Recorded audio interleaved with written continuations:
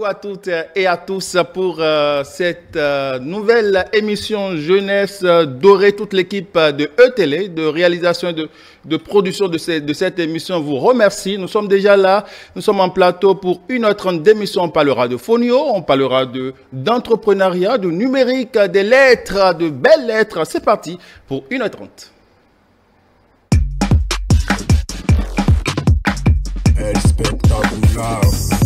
Quand vous êtes là, notre bonheur, vous ne voulez pas. Notre bonheur, vous ne voulez pas. Vous êtes assis, notre bonheur, vous ne voulez pas. Notre bonheur, vous ne voulez pas. Et pour rien comme ça, nous, on vous dérange. Vous êtes fâchés, on n'a qu'à échouer. Vous conspirez pour qu'on soit les derniers. Au nom de Jésus, c'est vous qui allez échouer. Quand vous êtes là, notre bonheur, vous ne voulez pas.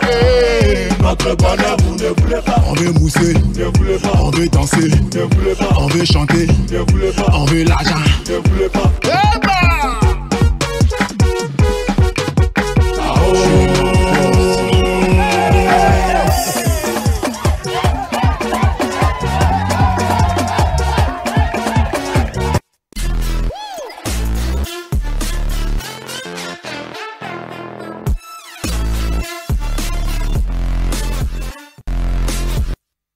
Du bon zouglou de la Côte d'Ivoire pour planter le décor de cette émission. Et bien sûr, nous déposons nos valises dans la première manche de Innovar. Innovar avec Pierre. Bonjour.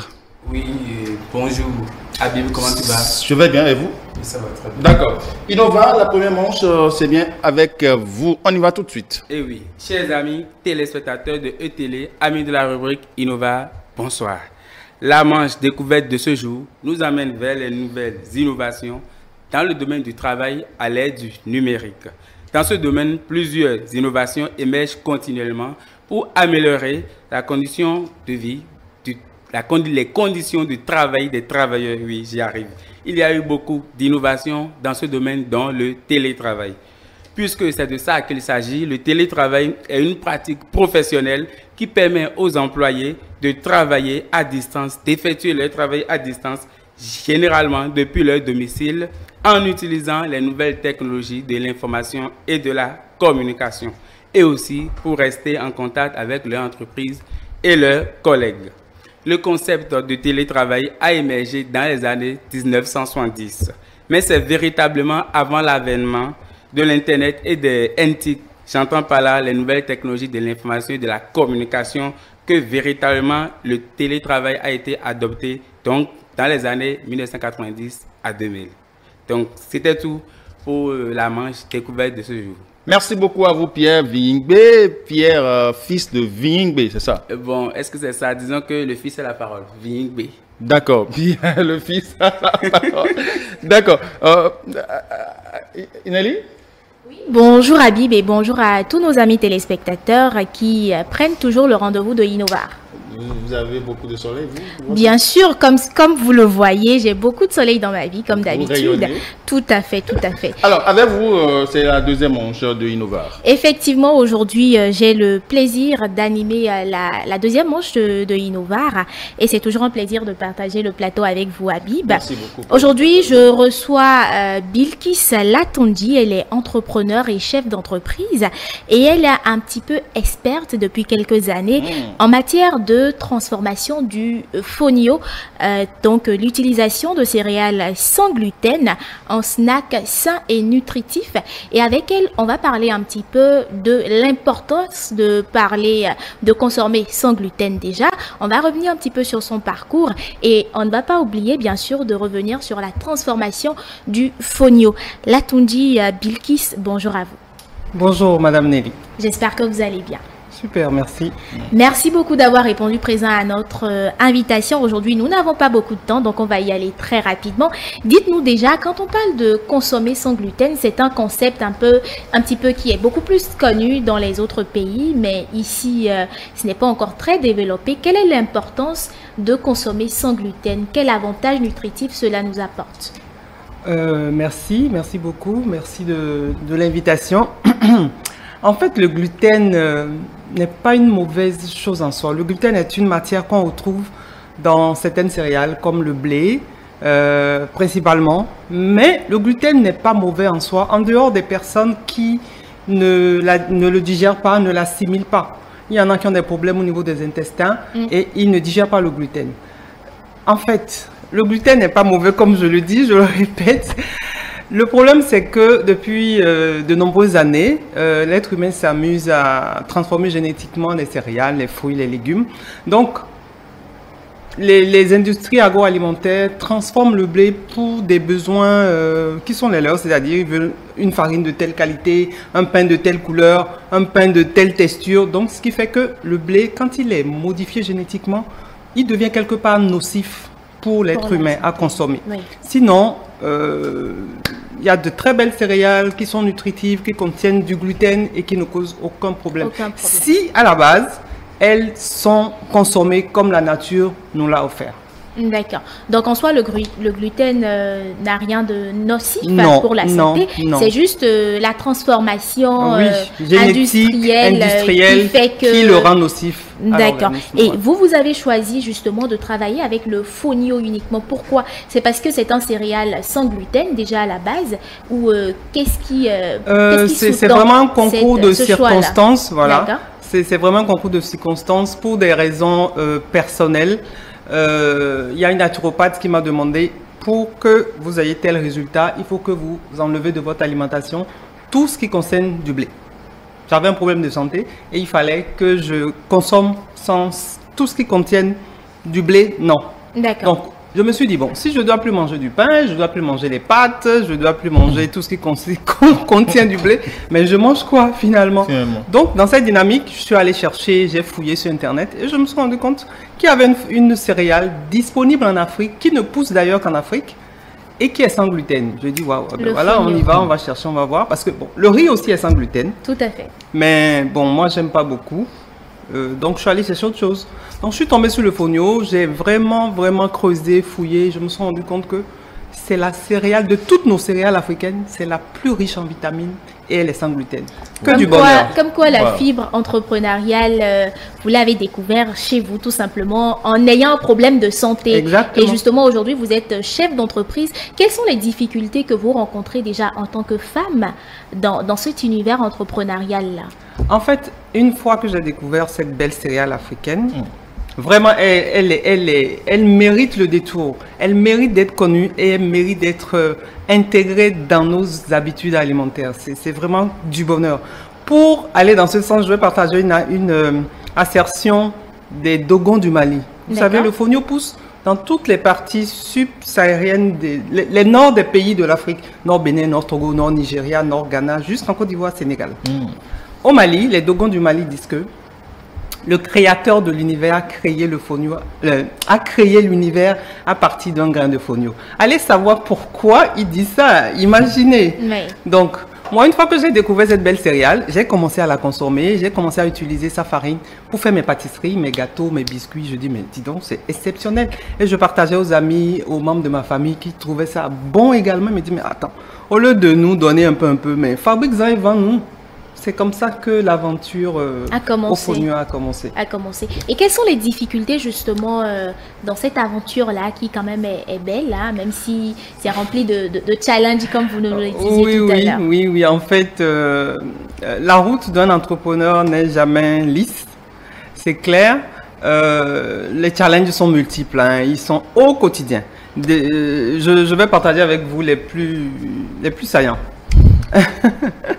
Et puis, ça déjà, c'est qu'on, pour le moment, nous sommes une petite entreprise et nous produisions, toute notre production est manuelle pour le moment.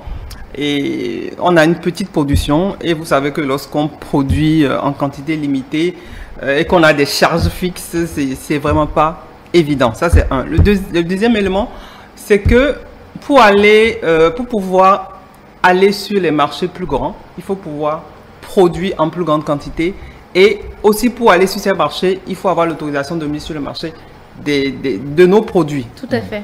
c'est notre challenge de 2024. On est déjà dans le processus avec la CCIB qu'on salue sur ce plateau déjà. Mais pour formaliser les choses tout voilà, simplement. pour formaliser les choses, mais le processus, il est bon, mais il est lent. Et donc, nous, ça nous... Forcément, à votre place, vous êtes un petit peu pressé que les choses se Exactement, parce que dès qu'on a ce Et- sésame, on peut faire de grandes et belles Tout choses à en fait. fait. Et je suis quand même curieuse de savoir, est-ce que la transformation du fonio a un secret particulier? Est-ce que dans la pratique, la transformation est vraiment différente de la transformation des autres Oui, céréales? des autres Et céréales. comment est-ce que ça se passe un petit peu? Expliquez-nous. Déjà, le fonio ne pousse pas à Cotonou ni à Porto-Novo, ça pousse au nord, Natitengu, Bukumbe, dans la Takora. C'est au nord que ça se travaille. Nous travaillons avec un groupement de femmes productrices de fonio à Bukumbe précisément. C'est dommage, j'aurais bien voulu vous montrer le fonio sur ce plateau, mais le fonio, il est fin comme du sable. Les gens, quand ils le voient, disent, mais attendez, c'est du sable ou c'est du sucre? Je dis non, c'est la céréale qui est comme ça. Donc, la difficulté dans le travail, la transformation du fonio se trouve à ce niveau. L'égrenage, vu que la céréale, elle est super fine, pour l'égrener, c'est... Il faut un matériel spécifique. Tout à fait. Logiquement, lorsque tu veux faire l'égrenage manuellement, pour avoir 1 kilo de fonio, c'est 24 heures de travail. 1 kilo. Wow. D'accord.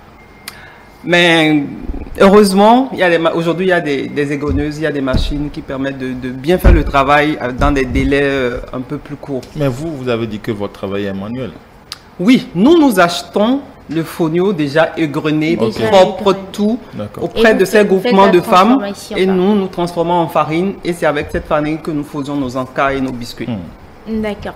Alors, jusque-là, dites-nous, quelles sont les perspectives d'avenir aujourd'hui pour vous? Nos perspectives d'avenir, c'est déjà le premier, comme je l'ai dit, c'est d'obtenir l'autorisation de mise sur le marché pour nos produits.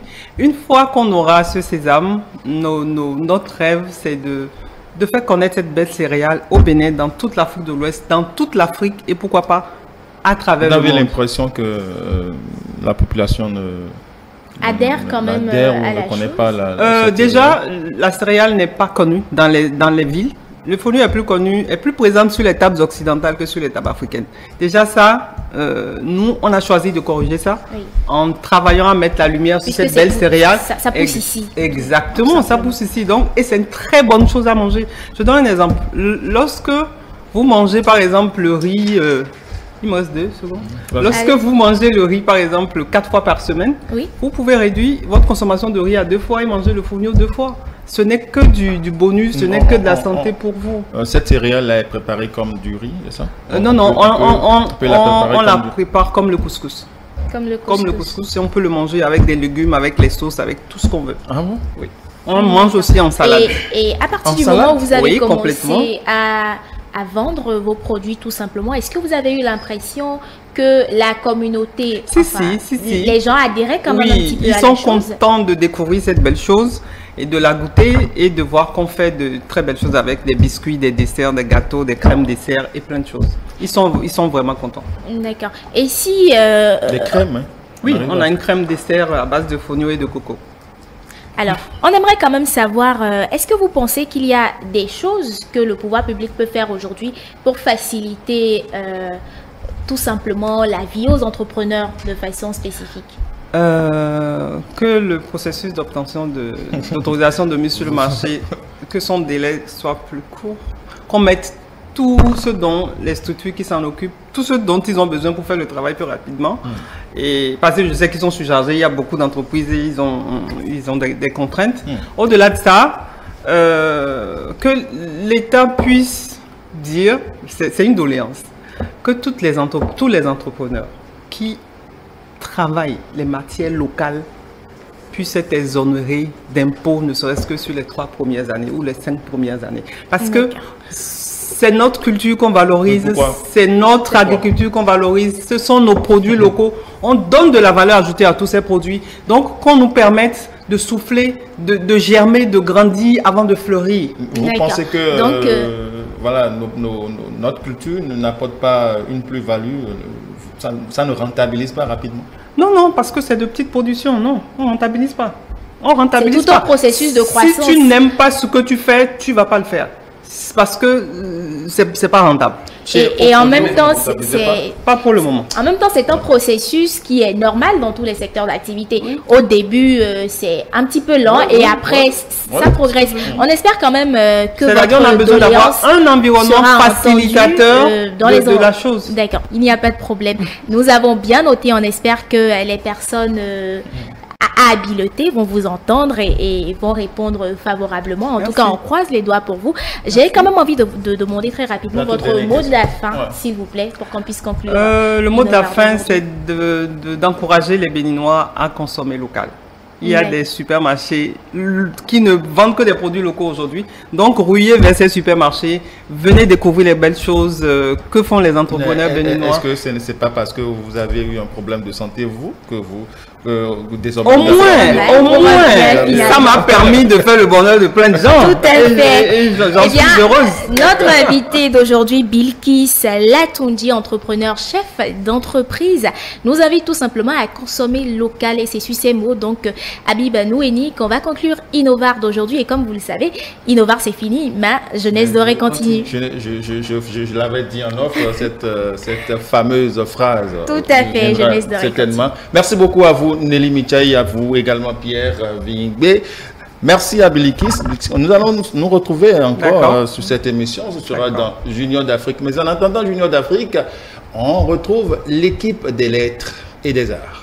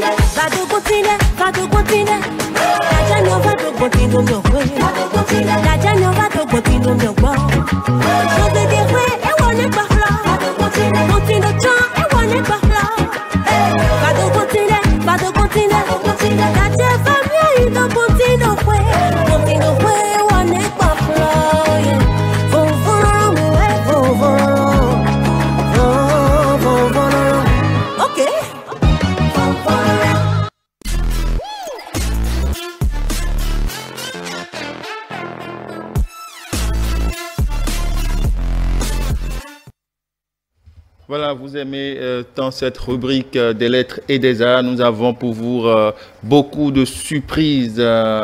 Une invitée de charme de littérature, voilà, est déjà dans le fauteuil de l'invité. Et je vais jeter un regard sur Ibrahim Adamo. Bonjour, chers téléspectateurs. Bonjour, Abel Noélie. Bonjour, Arim Lassissi. J'espère que tout le monde se porte à merveille. Eh bien, aujourd'hui, nous allons parler d'un livre magnifique, un livre très haut en couleur, un livre très plaisant à lire, un livre de haute qualité. Et nous allons, si la technique nous le permet, communiquer un peu avec son auteur qui n'est pas sur le territoire national.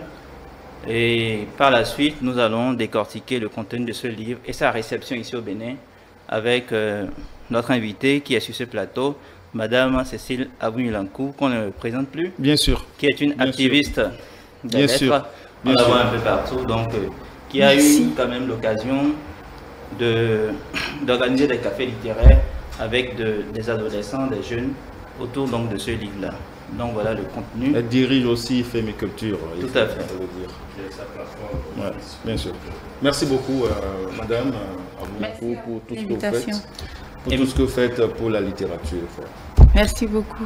Et donc, comme le disait déjà Ibrahim Adamo, il s'agit dans le livre, nous avons comme titre Pionnier africain. Pionnier africain, 50 pionniers africains. L'auteur, c'est bien sûr Dr Tedjou Baba, si je n'écorche pas son nom. Son nom d'auteur. Son nom d'auteur, voilà, Tedjou Baba, voilà. On a droit également à des pages d'illustration et autres qu'on doit à Hélène Berly. Voilà. Donc, alors, en attendant que l'auteur lui-même nous rejoigne en ligne, la question, après vous avoir remercié d'avoir accepté notre invitation, la toute première question que j'ai bien envie de vous poser, c'est comment est-ce que ce livre a été accueilli auprès de ces jeunes-là que vous avez quand même rencontrés? D'abord, je vous dis infiniment merci pour l'invitation. Je suis très heureuse d'être là ce soir. Et je vous dis merci aussi parce que vous aussi, vous avez fait lire le livre à des adolescents. Et l'accueil est magnifique. Les adolescents aiment le livre, surtout que c'est illustré et que ça leur parle de personnages, de leur histoire, de ce qu'ils ont fait, ce qu'ils ont réalisé, ce qu'ils ont souffert pendant qu'ils essayaient de réaliser, de réussir toutes ces initiatives magnifiques. Et ils essayent de s'identifier à ces personnages et ils sont très heureux. On a organisé des cafés vraiment magnifiques et inspirants. Alors, une question peut-être basique, hein, mais pour ceux-là qui nous suivent, quand on parle de 50, le titre du livre c'est 50 pionniers africains. Quand on parle de pionniers, c'est le mot-clé quand même du titre, qu'est-ce que cela signifie? À quoi cela renvoie? Quand on parle de pionniers, on renvoie à des hommes et à des femmes qui ont réussi des choses extraordinaires et qui sont les premiers dans leur secteur à avoir fait de tels exploits. Donc, on en recense 50 dans cet ouvrage. Mais ce sont généralement des personnes, quand nous avons pris contact du contenu de ce livre, nous avons découvert que ce sont des personnes qui ont réalisé de grandes choses. Mais ces choses-là et ces personnes-là également, on les ignorait fort bien. Oui. Mais qu'est-ce qui peut expliquer que nous, en tant qu'Africains, nous ignorons ces personnes-là, ces grandes personnes quand même, qui hissent quand même très haut le drapeau du continent africain? Oh, je pense que, prenons juste l'histoire autour de nous ici.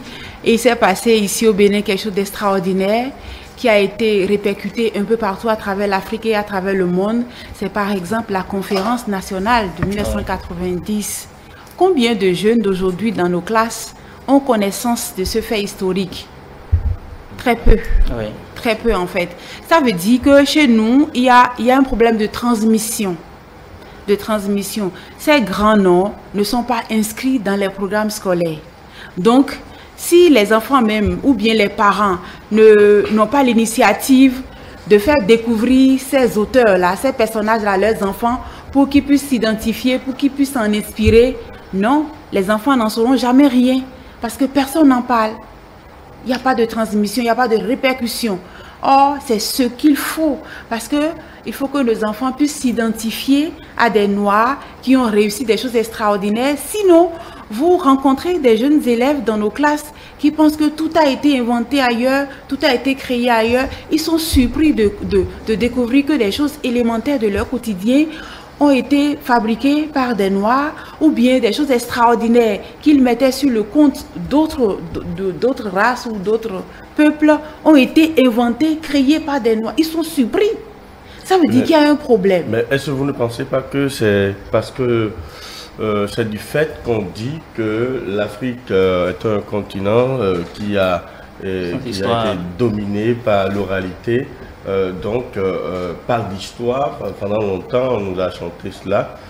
Est-ce que vous ne pensez pas que c'est ce fait historique qui empêche que ces œuvres que les Africains ont su avoir à leur actif ne sont pas à la lumière?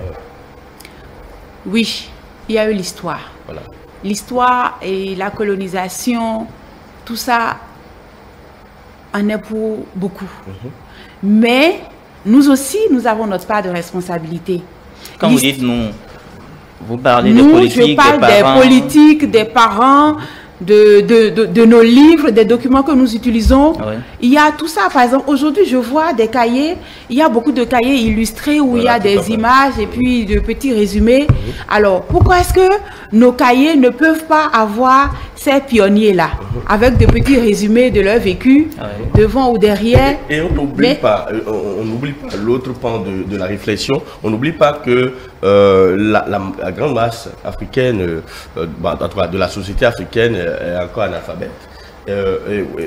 On n'oublie pas ce pan. On n'oublie pas. Mais il y a des radios communautaires dirigées par des personnes instruites. Est-ce que ces personnes-là ont connaissance de ces pionniers? Est-ce qu'ils pensent que c'est important que les jeunes connaissent ces pionniers? Non. Sinon, dans les radios communautaires, on peut faire de la transmission. Dire aujourd'hui, nous parlerons de Manu Dibango. Savez-vous qui est Manu Dibango? Et on joue de la musique de Manu Dibango. Je pense qu'il y a des radios qui le font. Hein. Il y a des radios. Il y a des radios, d'accord, qui le font, mais c'est combien? C'est combien? Et combien de ces radios sont suivies par les jeunes? Ça veut dire que nous devons suivre les jeunes sur leur espace. Si les jeunes sont nombreux sur Facebook, on se met sur Facebook pour essayer de les aider. S'ils sont sur, je ne sais pas sur quel genre de plateforme, comment est-ce qu'on peut les appâter, où on peut les trouver, est-ce que ce sont des broches? C'est-à-dire, nous devons réfléchir à toutes les manières possibles d'aider les jeunes à prendre conscience que oui, il y a des dévanciers qui ont fait de choses extraordinaires, qui ont souffert telles difficultés, et vous, en suivant leur exemple, en allant explorer leur histoire, prendre connaissance de cette histoire, c'est comme si vous avez déjà gagné 10 ans. Tout ce qu'ils ont souffert, vous le savez, et vous saurez alors comment vous y prendre. Justement, Madame Cécile Avignon-Lacour, qu'est-ce que les jeunes devaient savoir de, par exemple, Aminata Chaufa et de Manu Dibango? D'accord. Par exemple, de Manu Dibango, ils savent que on ne réussit pas à devenir saxophoniste du jour au lendemain. Que c'est un long chemin, il faut travailler et travailler. S'essayer, recommencer, travailler. Il n'y a pas de miracle. Et Aminata Chaufa, elle n'est pas devenue écrivaine du jour au lendemain.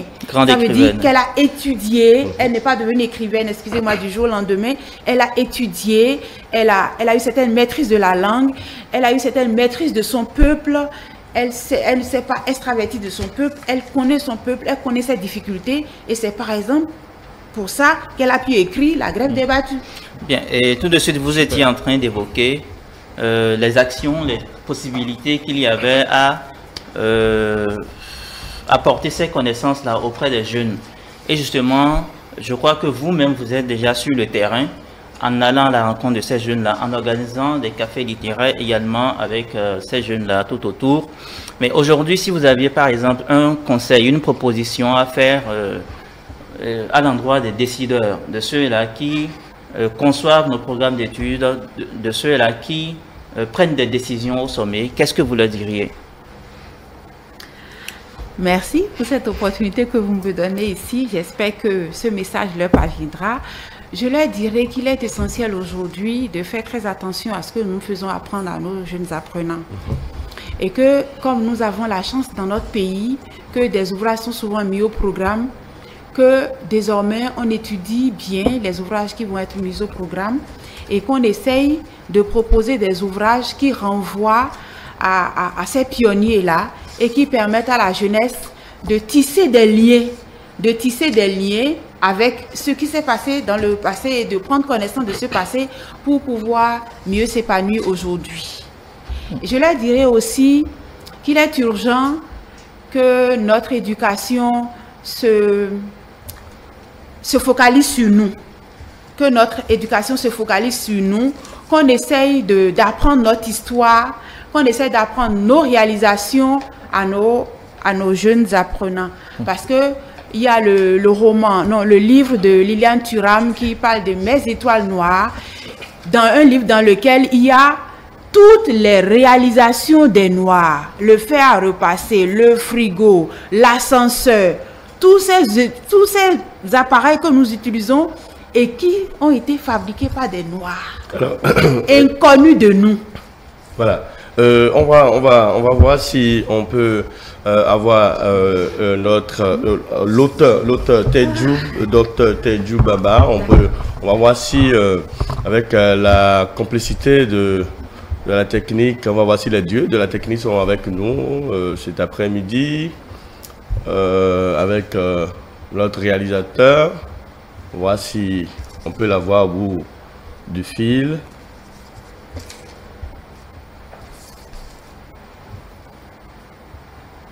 Docteur Tedjou Baba, voilà, l'auteur de 50 pionniers africains. Si on ne l'a pas encore, nous allons continuer. Alors, donc, nous continuons. Donc, on rappelle qu'il est au Zimbabwe. Alors, on continue pour quand même une question toute banale à Madame Cécile Avulankou. Quel pionnier auriez-vous aimé incarner dans la bagatelle que nous avons ici? Aminata Sofal. Nous avons 50 pionniers et j'aurais quand même aimé avoir un bout de chacun d'eux. Vous voyez comment ce serait un bout de Aminata Sofal, de Manu Dibango, de Adi, de Hélène, Johnson Sliff, de Diallo Boubacar, de Towanou, Kwenou, un bout de chacun d'eux pour faire de moi quelqu'un de vraiment extraordinaire, je sais pas. Donc je ne peux pas choisir parce que chacun d'eux a un parcours si atypique. Et aussi une autre leçon qu'on nous apprend, c'est que chacun a pris un domaine spécifique dans lequel il s'est battu pour créer l'inouï. Donc, ça veut dire aussi que c'est un apprentissage pour les jeunes qui ont eu la chance de ce livre-là, de comprendre qu'on ne peut pas s'éparpiller, être ici et là-bas, mais on doit choisir quelque chose qui nous passionne, qui nous tient à cœur. Et de jour comme de nuit, on y travaille. On s'éduque, on s'informe, on se forme pour vraiment donner le meilleur de soi-même. Alors, Madame Cécile Avulankou, encore une fois, merci d'avoir accepté notre invitation. On rappelle que vous êtes également dans le domaine de l'écriture, on l'a déjà dit. On rappelle à nos... Elle écrit beaucoup, elle lit beaucoup. Donc, on rappelle à nos téléspectateurs que la prochaine fois, sur ce même plateau, nous allons recevoir Madame... Cécile Avulankou, et on parlera de sa pièce théâtrale Mes poupées noires. Voilà. On parlera. Merci beaucoup. Publié chez BD Livres. Mais avant quand même de la libérer, et il y a les dieux de la technique qui nous ont faussé compagnie, qui a fait qu'on n'a pas pu joindre l'auteur de l'autre côté du Zimbabwe. Mais j'aimerais quand même que Madame Avulankou nous dise un mot sur l'auteur. Qui est-il? Monsieur Tedjou Baba, de son vrai nom Adjagba Alex, est médecin et podcasteur. Il il fait des podcasts sur l'Afrique, sur l'histoire de l'Afrique, pour essayer un peu de déconstruire tous les stéréotypes qu'on a tissés autour les clichés qu'on a tissés autour de notre identité, de notre histoire, pour essayer de les déconstruire et de proposer la vraie histoire. Voilà, donc c'est en s'inspirant de tous ces podcasts, de tous ces auteurs qu'il a dû lire, rencontrer pour pouvoir faire ces podcasts qu'il a fait cet ouvrage magnifique. Et je voudrais, si vous le permettez, parler d'un des pionniers avant qu'on Oui, bien avant. Est-ce qu'il est béninois, l'auteur? Oui, l'auteur est un béninois. Comment? Parfait. Oui, l'auteur est un béninois. Oui. Franchement? Oui. Mais l'ouvrage tout entier est le fruit de combien d'années de travail déjà? Oh non, je ne saurais répondre. Voilà. Je ne saurais répondre. Le mieux placé. Le mieux placé pour donner. Alors, on retient quand même qu'il a fait un travail remarquable parce que le livre même est une mine d'informations. On se demande vraiment combien d'années cela lui a pris et comment est-ce qu'il est parvenu à résumer, parce qu'il est allé vraiment à l'essentiel. Oui. Il est allé à l'essentiel et en quelques minutes, on a beaucoup d'informations. Donc, on va y aller avec... très rapidement. Je voudrais raconter une petite histoire au sujet de Kojo Tovalu Kwenou. Donc, il faut rappeler que nous avons fait le café aussi bien dans les collèges que dans une université. Et dans les collèges, dans une université privée. Mais on a aussi deux cafés qui vont venir dans des universités publiques. D'accord, super. Et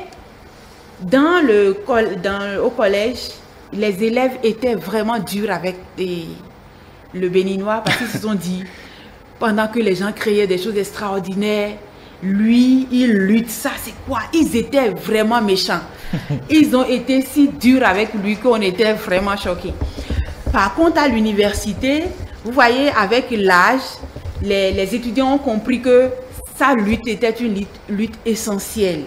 Que lui, par exemple, qui a lutté pour la libération de l'homme noir, d'une sorte de prise de conscience de sa valeur, de sa culture, eux, ils ont compris que c'était une lutte louable. Mais au collège, non. Les enfants ont trouvé que dans tout ce qu'il y a comme béninois qui ont fait des choses extraordinaires, c'est Tovalu, lui, l'a trouvé. Ils n'étaient pas d'accord.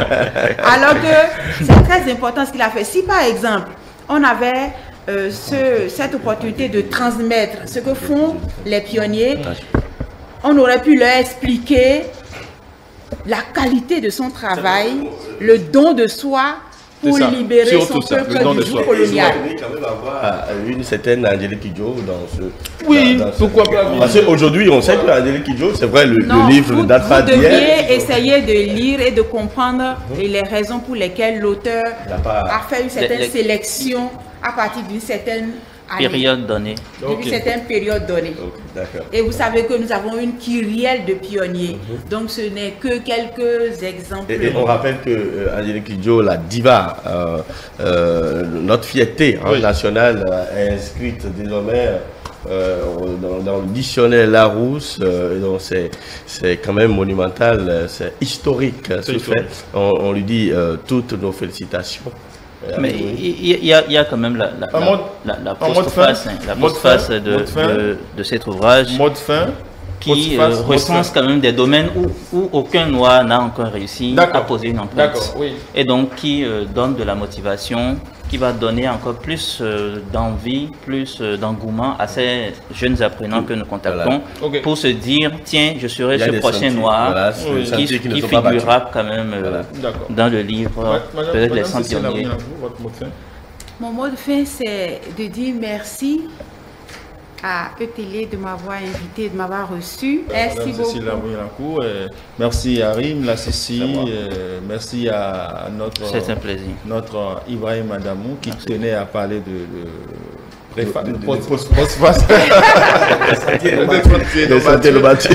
Ok, merci beaucoup à tous. Nous allons retrouver à l'affiche de l'excellence, c'est tout de suite.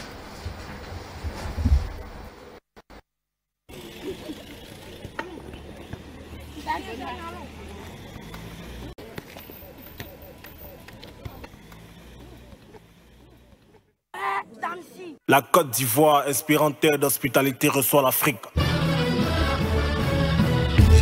jour de fête. C'est quoi? Et vous savez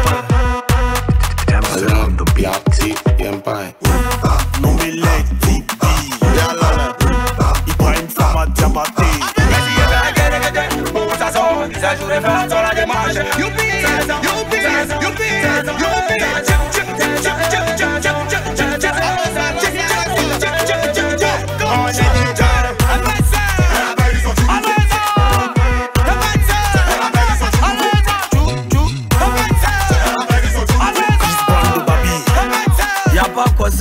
À lui seulement. Qui ça balèze? Coup du matos. Descends, coup du matos. Descends, coup du marais. Coup du matos, c'est coup du matos. C'est fort. Tu fais ça pourquoi? Y'a coup de guerre dedans. Hommage à toi, président Douk Saga. Venez danser. La Côte d'Ivoire, le sol, l'Afrique, ça va chauffer. Y'a aussi le pain. On fait ça, mais on a volé. Ici, c'est la zone de Dakar. Regardez comment on maîtrise le vrai. Tous les drapeaux sont levés. Africains, on est les dieux. On est toujours debout, on n'est jamais fait. Maggie Dollar de Los Angeles. Junior Dollar. Marco Dialito. Trésor M13.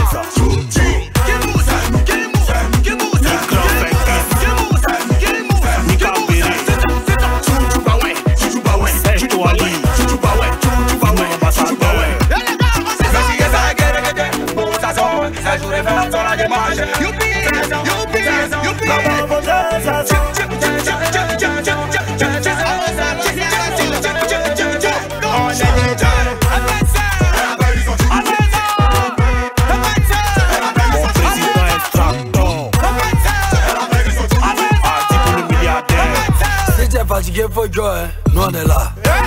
Qui ça balèze? Coup du matos. Et puis Fan André. Descends, coup du matos. Descends, coup du marais. Coup du matos, c'est coup du matos. Foupi papillon. Yalla. Yalla. Yalla. Ibeso. Consti de Genève. Habo. Momo Ayak. شرفته على بلد البيا. Infaciable. Emery Quadjo le ballon d'or. Y'a pas état d'esprit, hein. On est venu pour gagner.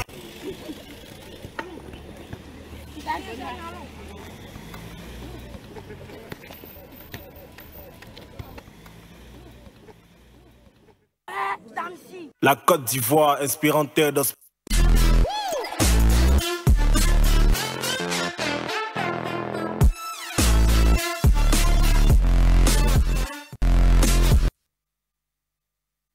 de l'excellence, nous recevons un artiste talentueux jeune.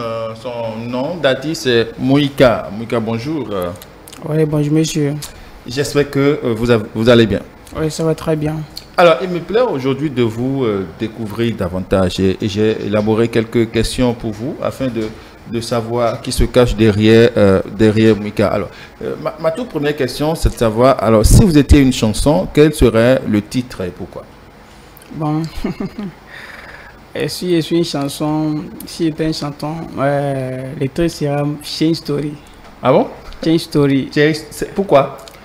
C'est parce que Change Story, c'est le titre de ma nouvelle chanson. Et encore, la raison est que tout le monde prie que son histoire change. Donc, ah d'accord.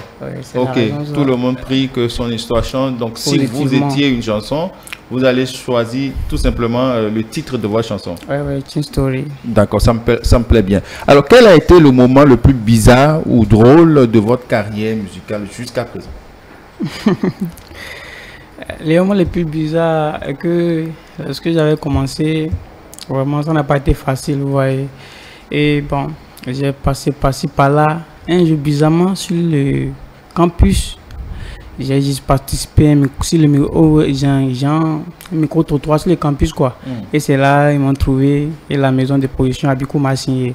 Maintenant, tout le monde connaît mon nom partout au Bénin. C'est un peu bizarre toujours, quoi. Parce que je ne sais pas que ça peut... Genre, ça peut être... Ouais, c'est bizarre. D'accord. Alors, si vous deviez faire un concert, en concert. Ouais. Quel est le lieu que vous choisirez? Tout d'abord, il y a là où l'homme commence. Ouais, on ne doit pas oublier les sièges. Ah bon? Dans Jean, là où j'ai commencé, quoi. Ok. Tout d'abord. Sur le campus? Ouais, sur le campus d'abord. Je dois montrer mon talent. Et maintenant, on peut penser à remplir la place Olympio. Ah, d'accord. D'accord. D'accord. Ouais, la place nous Olympio. allons aller à la régie pour découvrir. Vous nous avez proposé quand même un clip que nous allons découvrir. J'ai pas compris la question, s'il vous plaît. Non, nous allons voir d'abord votre ok, il n'y a pas aussi. Yeah. Oh, weekend la moyenne. Abiku Music Production. Another sugar. Oh, yeah. Change story, Baba, change story. Change story, Baba, change story. Si tu payes, change story, je vais te dire merci. Change story, oh, yeah, Baba, God, shower your blessings on me. I want to blow very soon on. If they hear my voice, everybody call me and tell me, say, now you, they make me happy. See, I like Faji. Everywhere I go there, they call me Alaji. I'm on shame, no more you. I mean, they pray to God in order to bless me. Ibiti my demo fair day, I want today to record label. No fair king toro king to job. I let that Joe imagine wallet. Oh Lord of mercy, come and show me the way and make me happy. Oh Lord of mercy, I want to get money and spend the money. I'm on me for. Lọ́jọ́ kan mo máa débẹ̀ borí pẹ́lẹ́ àdìrẹ. Change story. Valentin Bessiao. Change story. Change story. Un peu comment on découvre notre artiste. Alors racontez-nous une anecdote sur l'enregistrement de cette chanson. Bon, sur l'enregistrement, ces jours-là étaient quelque part, j'y travaillais. Et vraiment, je me suis dit, my story must change parce que ça ne va pas. Vous voyez, l'histoire doit changer. Ok. Je me suis dit vraiment, il faut l'accompagner avec une chanson. Ok. Et prier que l'histoire change. Donc c'est là, l'inspiration est venue. Et puis. Et quand vous étiez en train d'enregistrer, quand vous étiez en train de faire le clip, est-ce qu'il y a des moments fun, des moments qui vous ont marqué? Dites-nous un peu comment ça s'est passé, les coulisses de l'enregistrement. Oh, ok, côté clip, non? Oui. Ah, ok, ce jour, ce qui est un peu bizarre que avant de quitter la maison, bon, ouais, si on veut aller tourner un clip, tu dois te préparer pour tout déjà. Oui. Ce qui est un peu bizarre de mon côté, que à l'arrivée là-bas, à Ouida, c'est un moment, je me rends compte que j'ai oublié ma chaussure à la maison. Et les réalisateurs me demandent, oui, on doit commencer. Et je me demande quoi, vraiment, je l'ai oublié à la maison. Bon, on a fait ça comme ça. Ah bon, sans chaussures? Ouais, bon. Ou bien sur place, vous avez acheté parce qu'il n'est pas agréable de voir un artiste faire un clip sans chaussures. Ouais, bon, on a pu les trucs. Ou bien vous êtes de l'autre église? Église? Non, je suis pas. Non. Bon, on a juste utilisé l'église. D'accord.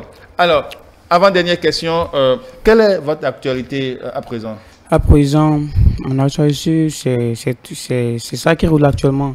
Les titres Change Story aussi, bon, c'est déjà sorti avant-hier. Ok. Oui, on peut trouver ça dans toutes les plateformes, YouTube et autres. D'accord.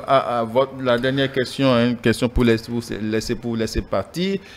Comment ça se passe aujourd'hui avec votre producteur? Parce qu'on sait que ce n'est pas du tout aisé dans ce domaine de musique, de showbiz. Est-ce que vous gardez une très bonne relation avec votre producteur? Oui, bien sûr. Est-ce que vous en avez d'abord? Oui, bon. Avec ma maison de production, tout va bien actuellement et j'y rends grâce. Parce que là-bas maintenant, ils sont en train de me pousser au sommet. La promotion de mes projets c'est lourd. Moi-même, j'ai pas... Genre, comme je vous ai dit en tant que... Genre, que c'est pas que Pierre ici aujourd'hui, ouais, c'est grâce à eux. Ok. Disons, ils ont investi l'argent pour moi, même toutes les choses. Bon, en tout cas, la maison est cool, vraiment, et ça marche. D'accord. Les choses vont bien. Un acapella? Ouais. Bon, moi, the king na my name. Anything I do, I won't gain. If I finish away on my side, la musique on est sur les if I into club, everybody coming boss. Je suis le chef de tous les boss. Someone guérit me au défaut, yeah. Malgré tous vos critiques, nous on chante et on est kiffé. Tu dates derrière moi, devant toi tu me vois, tu dois kiffer. Merci beaucoup à vous, Mouiké. Vous dites que vous êtes le chef de tous les boss, d'accord? Ouais. On vous souhaite bon vent à vous dans votre carrière. Revenez quand vous voulez. ETélé, c'est votre maison, on est d'accord? Merci beaucoup pour tout ce que vous faites. Nous allons recevoir dans la rubrique suivante deux charmantes dames qui façonnent, qui font de l'entrepreneuriat leur cheval de combat. Et vous allez découvrir Blikis qui était sur Innovar et une dame de fer également, Nicole Akweu. Ouais, voilà. C'est tout de suite.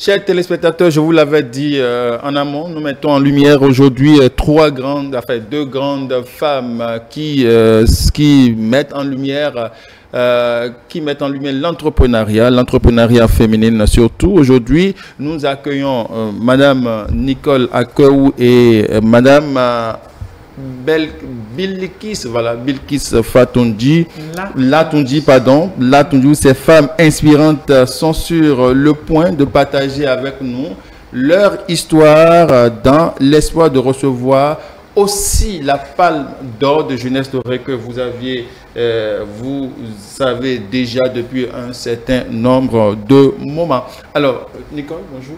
Bonjour, monsieur Habib. J'espère que ça va bien. Très bien, chez vous? Ça va.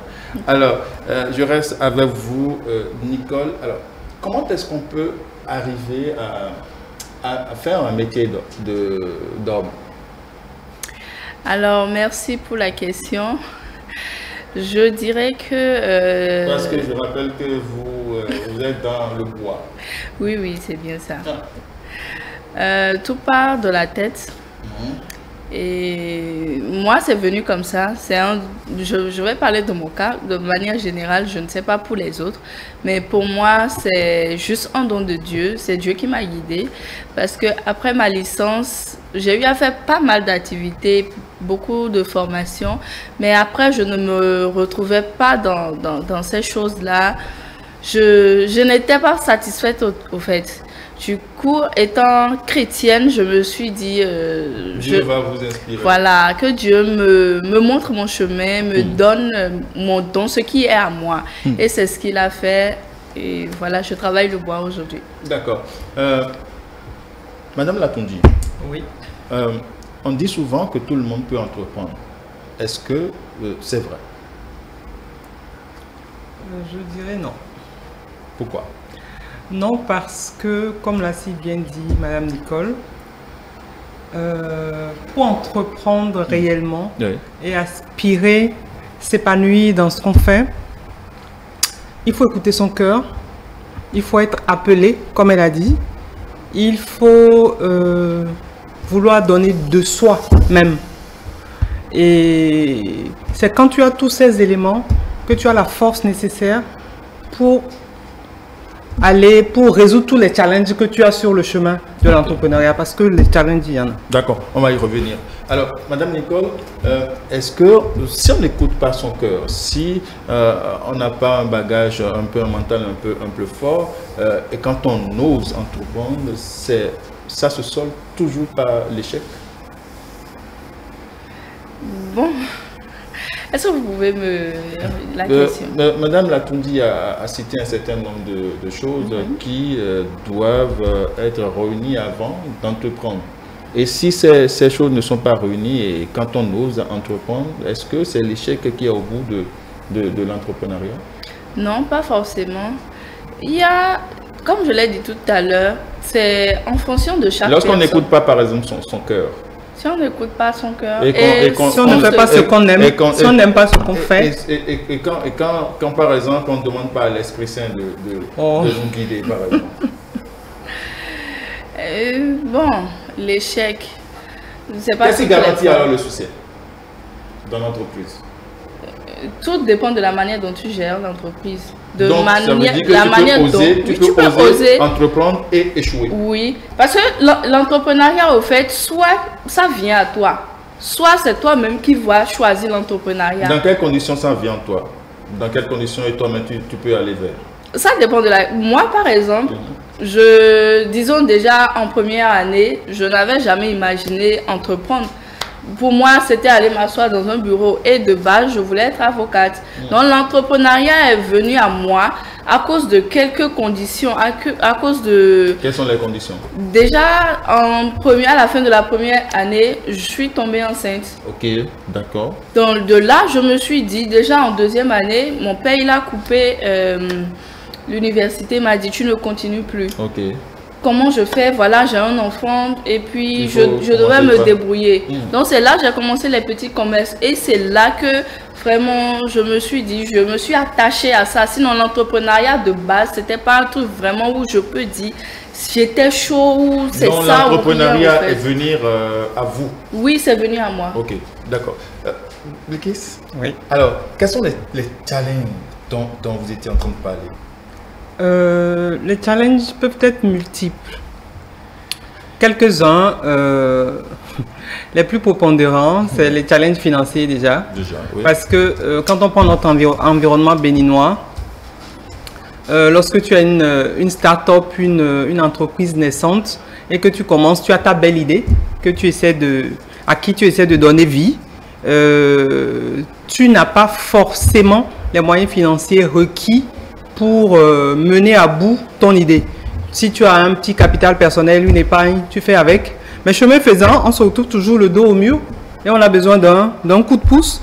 Mais ici, je vous l'ai dit tout à l'heure, on n'a pas un environnement facilitateur qui permet à tout porteur de belles idées qui peuvent être utiles à la société de grandir. Il y en a quelques-uns, mais les challenges financiers font partie du chemin. Au-delà de ça, on a également les challenges en matière de qualité, de savoir-faire. Il faut déjà avoir les compétences requises pour faire correctement ce que tu as choisi de faire.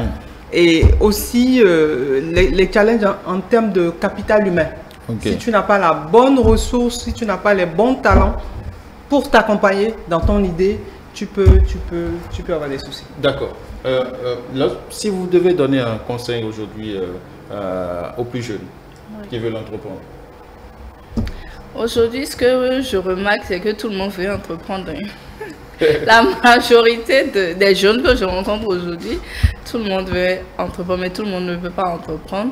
Je dirais simplement de vraiment s'asseoir, de réfléchir vraiment beaucoup, parce que l'entrepreneuriat, de l'autre côté, être salarié, tout ça, c'est pas facile également. L'entrepreneuriat a ses conséquences, ses avantages et tout.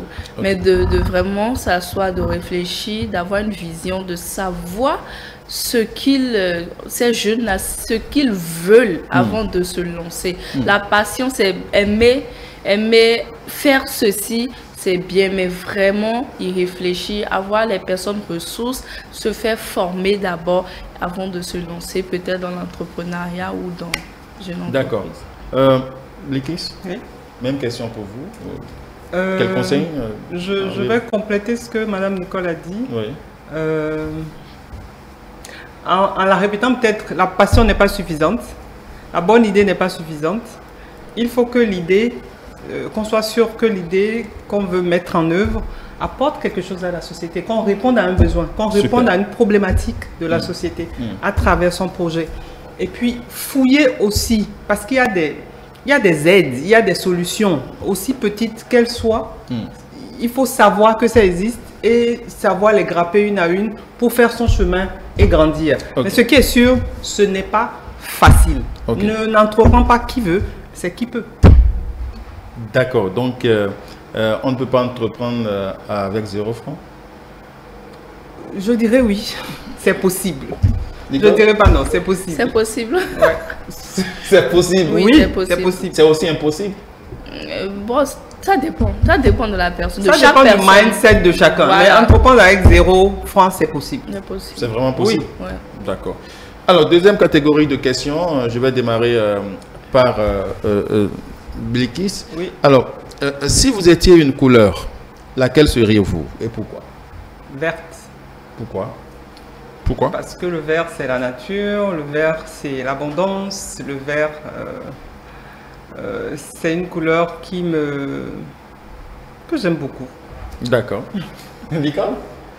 Pour ne pas dire le vert également, je dirais la couleur noire. Non, dites la couleur. La couleur noire? Oui.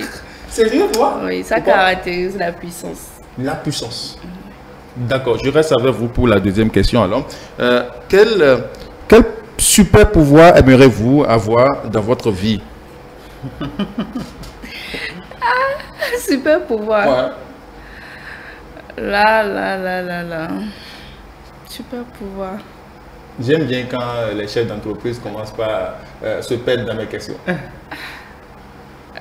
C'est fort. Vous avez dit le noir caractérise la puissance. Oui, la puissance. Mais quel est le super pouvoir que vous aimeriez avoir?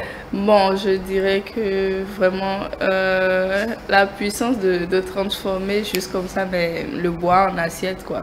Ah, un jour, produire au moins 1000 assiettes en une journée. Super. Et vous, Likis? Moi, le super pouvoir que j'aimerais avoir, c'est de pouvoir regarder dans les cœurs et voir là où il y a du manque d'amour et mettre beaucoup d'amour. Super. Quel est le mot ou l'expression que vous utilisez le plus dans votre quotidien entrepreneurial?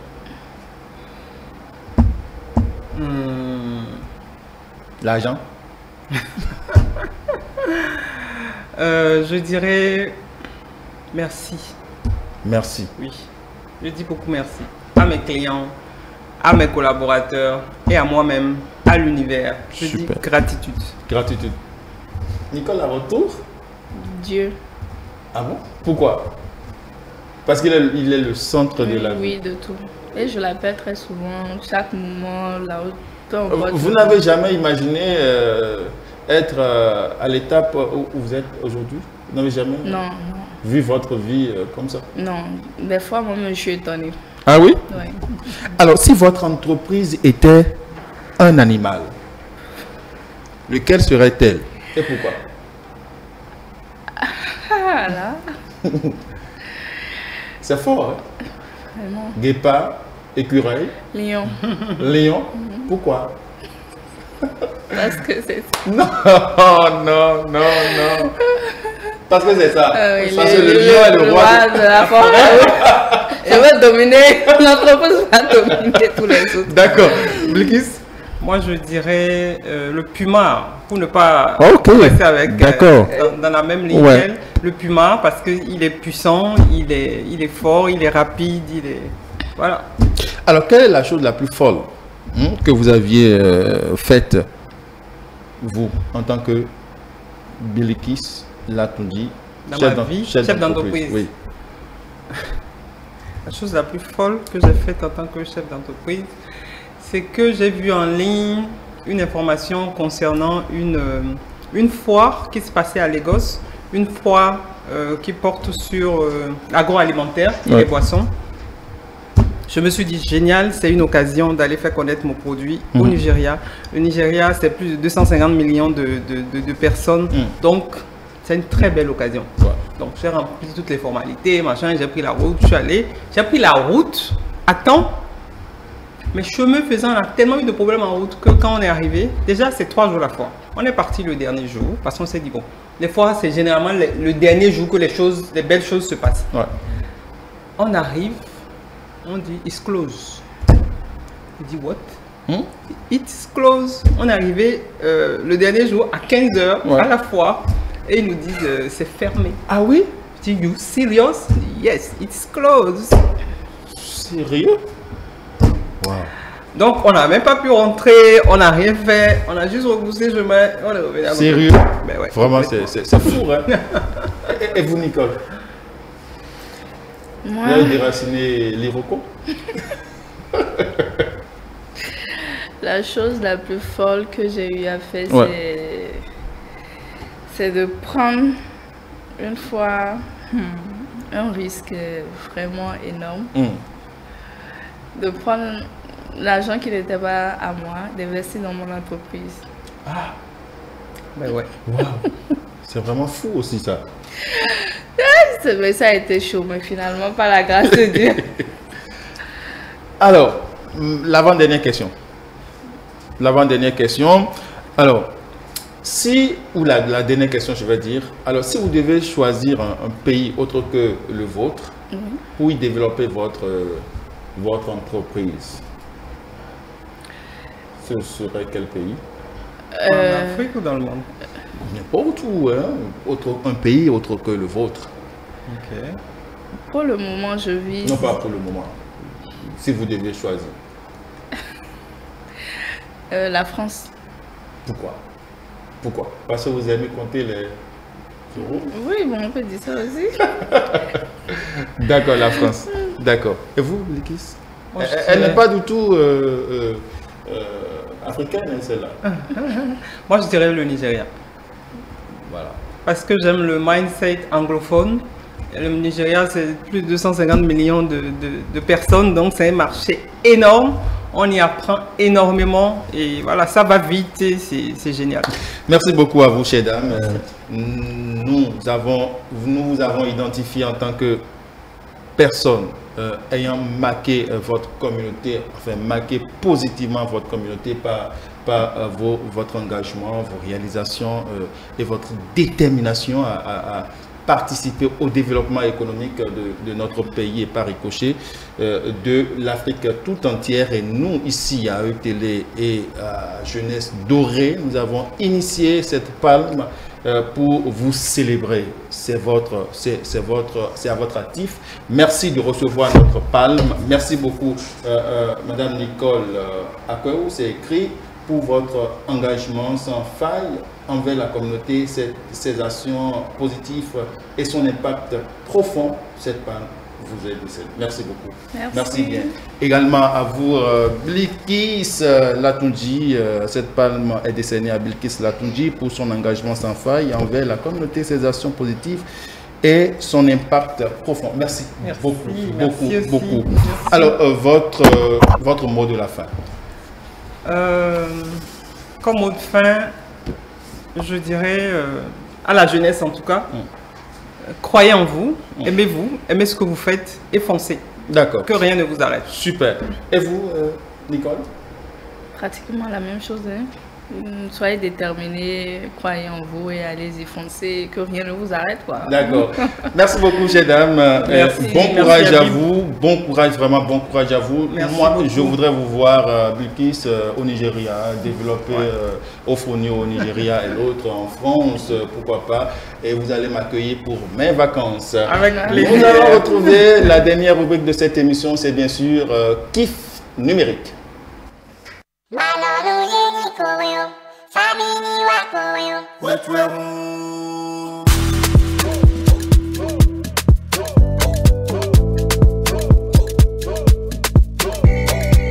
Le dauphin, Thierry Tiasco, Chris Beat.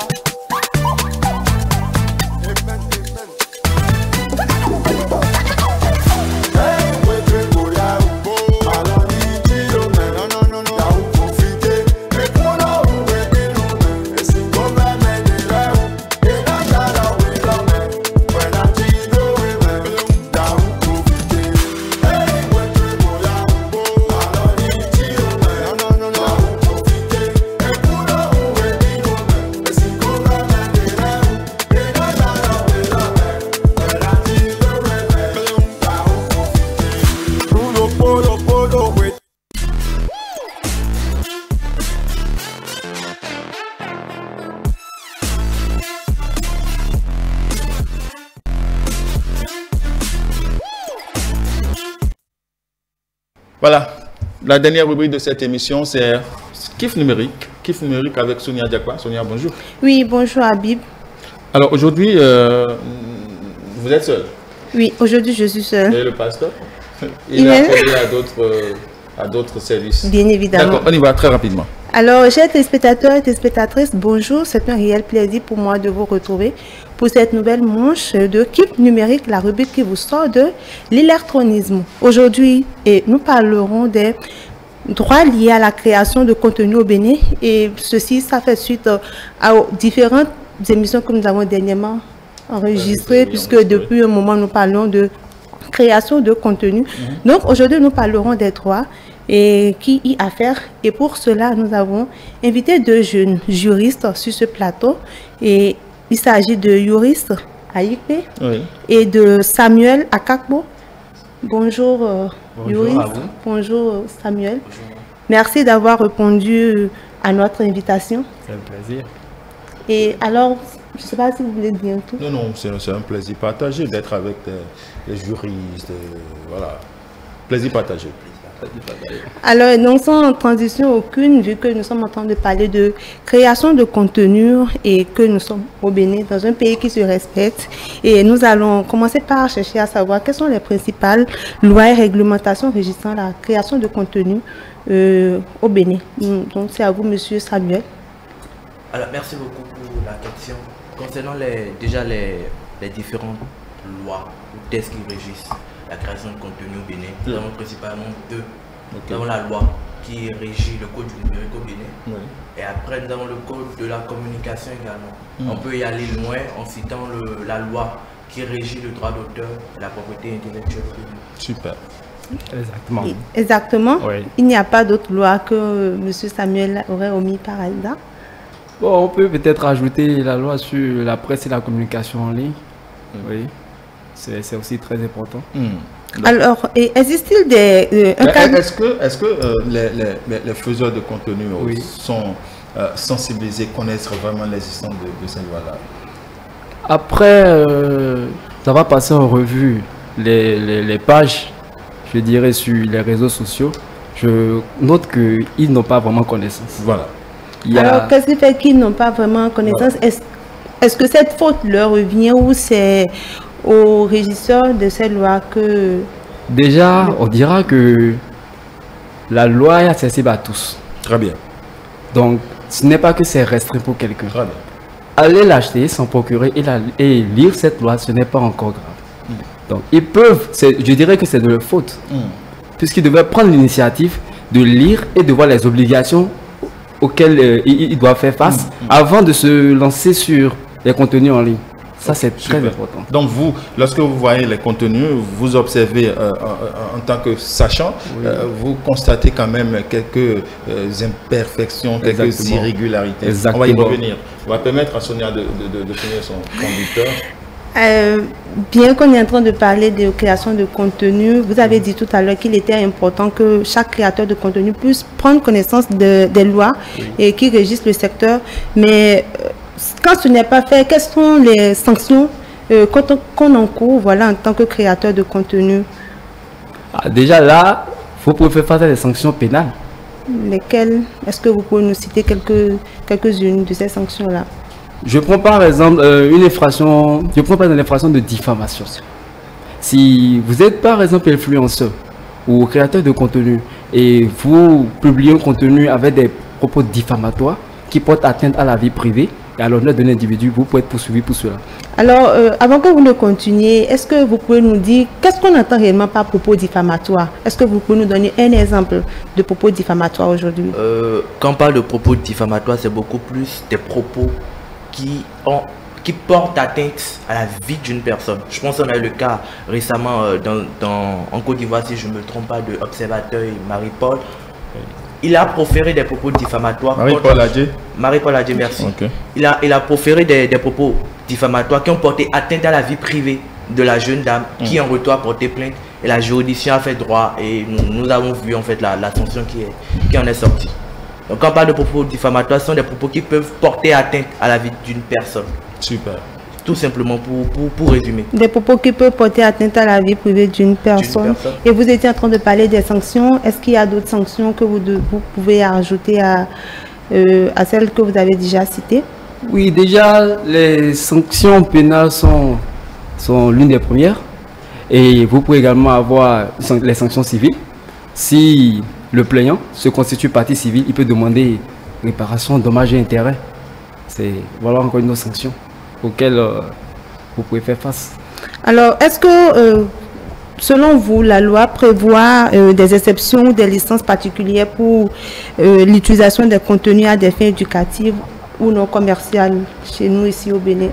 Alors, avant d'utiliser des contenus à des fins non éducatives ou commerciales, il est essentiel de recueillir le consentement de celui qui détient le droit d'auteur. Cette question en fait fait appel à ce qu'on appelle les œuvres protégées par la loi sur les droits d'auteur et les droits voisins. Ouais. Et lorsque vous voulez utiliser le contenu d'autrui, tout ce qui peut vous épargner toute sanction, c'est de recueillir le consentement de celui qui détient ce contenu. Ok. Ça, c'est le premier point à aborder. Je ne sais pas si... Peut-être qu'il en aura ajouté. Pour ajouter à ce qu'il vient de dire, oui. Ce principe de consentement, j'y adhère, mais lorsque nous sommes dans le cas d'un contenu qui sera divisé dans le cadre éducatif, la loi fait exception. Donc vous n'avez pas forcément besoin en fait de recueillir en fait l'avis ou l'autorisation, le consentement de cette personne. Mais la bienséance nous enseigne quand même d'aller voir la personne, tout calmement lui demander l'autorisation. Mais la loi ne vous en fait pas rigueur lorsque vous l'utilisez, et je précise dans un cadre éducatif. C'est important de le préciser. Alors, en ce qui concerne la protection des mineurs, qu'en est-il réellement aujourd'hui au Bénin? Je pense que la protection des mineurs, la loi en fait rigueur sérieusement, et le code de l'enfant en parle, le code de la communication en parle, et le code du numérique également en parle. Et pour résumer, le code du numérique l'a dit essentiellement en ce qui concerne les contenus obscènes, pour ne pas toucher à la sensibilité de nos mineurs de moins de 18 ans. Le code du numérique dit que toute personne utilisant les moyens de communication pour inciter les jeunes ou pour les mettre en condition et les permettre de les pousser à commettre des actes de pornographie en cours des peines et des amendes. Oui, mais vous étiez en train d'expliquer que vous êtes en train d'expliquer la publication des vidéos obscènes et tout ça. Exactement. Mais est-ce que c'est réellement ça qui conduit les enfants, les mineurs aujourd'hui à la dérive? Parce qu'on sait que même si ce n'est pas des publications de contenu, et les mineurs quand même assez Internet et peuvent aller regarder de n'importe quoi. Exactement. Mais ils peuvent aller regarder de n'importe quoi, mais ce n'importe quoi ne publie pas des gens derrière en fait. Donc, quelque part, la responsabilité revient à ceux en fait qui publient, de faire attention à ce qu'ils publient. Et pour des sites, vous voyez, la limite d'âge est mise, moins de 18 ans d'habitude. Mais bon, la curiosité de nos jeunes pousse à mettre, oui, j'ai 18 ans, et ils vont. Nous ne pouvons pas tenir rigueur de ça à nos créateurs de contenu. Si. Bien sûr. Oui, bien sûr. Parce qu'il c'est un développeur qui est derrière ce site-là. Exactement, mais le mensonge, je mets que j'ai 18 ans. On peut exiger la carte d'identité. Oui, mais tous les sites ne l'exigent pas. C'est ça. La responsabilité est partagée. Également, il faut éduquer les enfants. Je pense que la France est en train de faire un travail dans ce sens-là tout récemment. Il y a une limite d'âge à l'utilisation des téléphones. Il y a une limite d'âge avant d'aller sur les réseaux sociaux. Je pense qu'il faut qu'on prenne exemple sur ces pays-là pour limiter quand même les dérives et tout. Voilà un peu. Et vous, en tant que juriste, quel rôle vous jouez exactement pour accompagner les créateurs de contenu? Oui, quel est le rôle que les juristes, vous en tant que juriste aujourd'hui, vous jouez? C'est ce que je veux comprendre. Je veux des exemples, voilà, que vous pouvez jouer pour aider, voilà, les créateurs de contenu. Alors, en tant que juriste, nous pouvons procéder à la vulgarisation du droit, faire de l'information juridique. Et par rapport à la question sur les mineurs, il y a ce qu'on appelle la pédopornographie. Vous n'avez pas le droit de diffuser des contenus images, vidéos qui montrent des mineurs en train d'échanger des coups de reste solides. Vous ne pouvez pas diffuser cela. Mais on en a vu beaucoup au Bénin. C'est parce qu'ils n'ont pas connaissance qu'ils font ça. Justement, c'est parce qu'ils n'en avaient pas connaissance. Il y a ce qu'on appelle également le délit de corruption de jeunesse, de la jeunesse. C'est également une infraction prévue par le code numérique. Ils ne savent pas. Voilà déjà deux infractions. Il y a également la facilitation d'accès des mineurs à des contenus à caractère obscène. D'accord. Rapidement, il nous reste 2 minutes. Vu qu'il nous reste 2 minutes, quel est votre mot de fin? Quel est votre mot à l'endroit de tous les créateurs de contenu? Déjà, en tant que juriste, lorsque vous voulez créer des contenus en ligne, première des choses à faire, c'est de vous ressourcer sur le droit d'auteur, la loi sur le droit d'auteur. Vous assurez que les œuvres protégées, là, vous devez aller recueillir le consentement de la personne. Lorsque l'œuvre est protégée. Deuxième chose, c'est de vous ressourcer sur les droits, sur la loi, sur la protection des données. Oui, merci beaucoup. On va écouter M. Samuel. Et ajouter à ce qu'il va dire, je dirais créer du contenu par vous-même. Ça limite toutes les formes de plagiat ou de contrefaçon vers les autres également et être vraiment bienséant. Être quand même, comme il a dit, en fait, faire de la veille, aller lire les textes de loi et comprendre et savoir se régler, savoir rester dans son coin en fait et ne pas faire des dérives et tout. Voilà un peu. Bon, je crois que ce sera tout. Alors, chers téléspectateurs, nous vous disons infiniment merci d'avoir pris le rendez-vous et à la semaine prochaine Donc, pour si Kiff vous voulez- numérique. Sonia, si vous voulez devenir créatrice de contenu, vous savez qu'il existe la loi. Oui. D'accord. Merci beaucoup à vous, chers téléspectateurs. Respectons la loi. Nous sommes dans un pays de loi. Nous sommes dans un pays de droit. Respectons notre pays et faisons les choses telles qu'on devrait le faire. Nous remercions nos invités. Nous vous souhaitons bon retour. On est d'accord. Et venez quand vous voulez. Vous également, chers téléspectateurs, c'est déjà la fin. Merci. Merci d'être restés jusqu'à la fin. Nous allons nous retrouver la semaine prochaine, si Dieu le veut.